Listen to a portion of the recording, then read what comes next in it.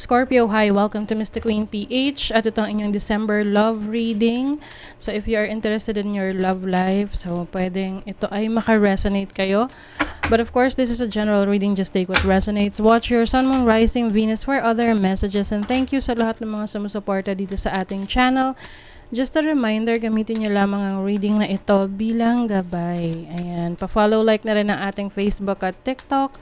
Lahat yan Mr. Queen PH, and please check out my Shopee. Available ang mga protection and prosperity items, bracelets, zodiac sign bracelets, and many more. So for you Scorpio, so ito ang inyong bracelet. Ayan, perfect siya pang regalo or for personal use. Available yan sa aking Shopee. Check nyo na lang. Okay, so let us see Scorpio. Ano yung energy for you, love life, ngayong December? Energy ng love life ng mga Scorpio. You have temperance, balance. This is also healing yourself.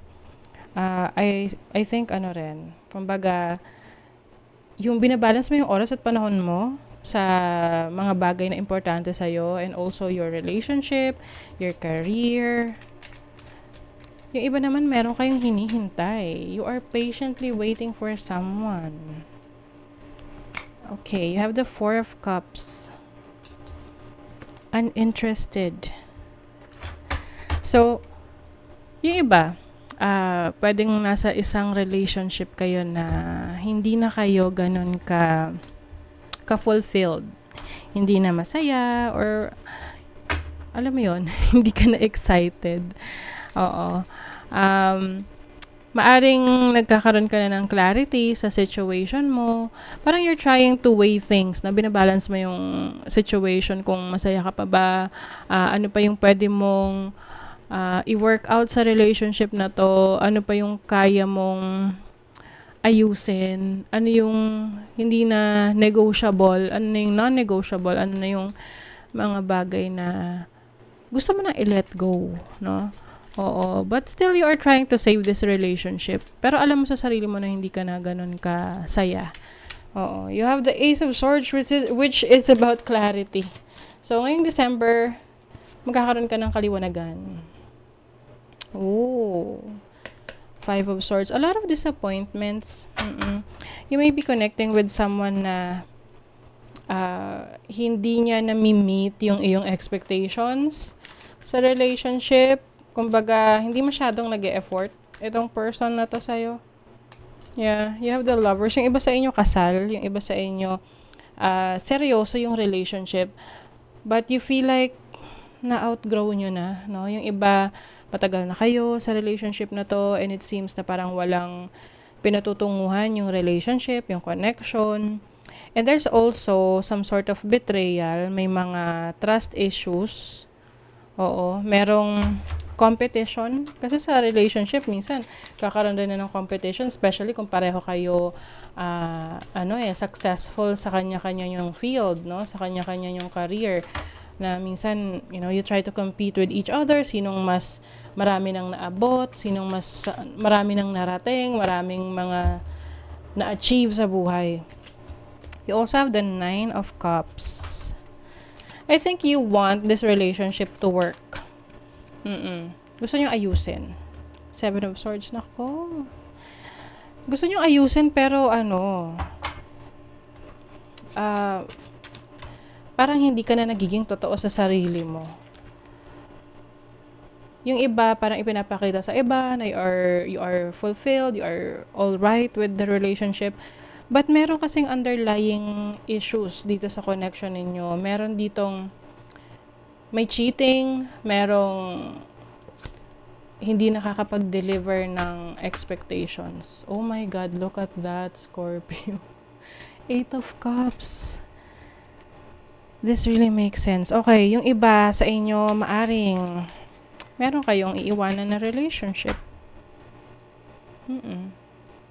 Na alam nyong sinubukan yung ayusin, sinubukan yung magtiis. You tried to be patient with this person, but I think yung clarity na marirealize mo rito is mas maganda na umalis muna sa relationship. I don't know kung magibala ka pang balikan to in the future.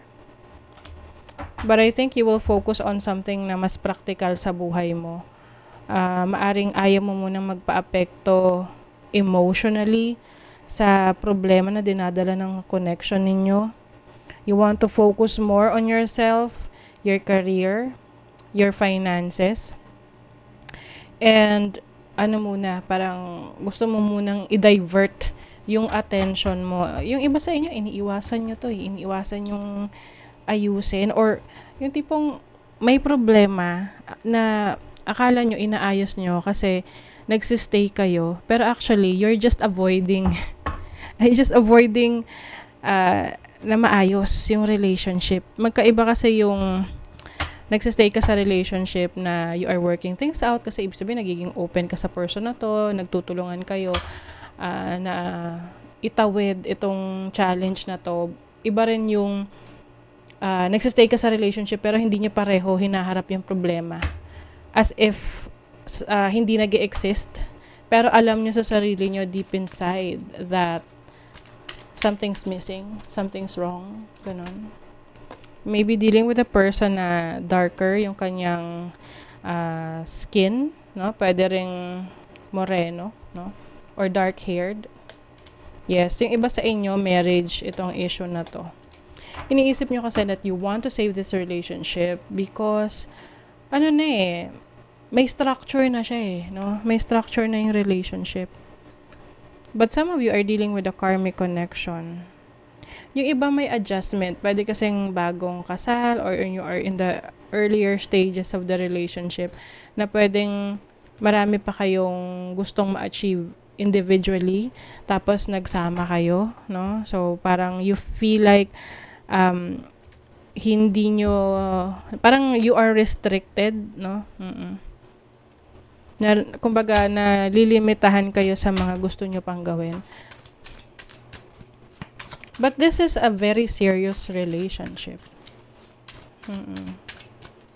Ang nakikita ko dito, avoidance. We project our patterns onto each other and this makes it difficult to see what is real and what is fear-based thinking. See? May patterns. Hindi niya nakikita talaga kung ano yung mas malalim na reason kung bakit meron ditong hindi kontento sa relationship. May hinahanap pa. Communication. Words have hurt me in the past and that's why I fear talking to you. Hindi nyo pinag-uusapan. Bakit? Hindi kayo nag-uusap. Communication is very important but there are times talaga na parang nagpapataasan kayo ng pride, no? Kung sino yung mas mag-initiate ng conversation.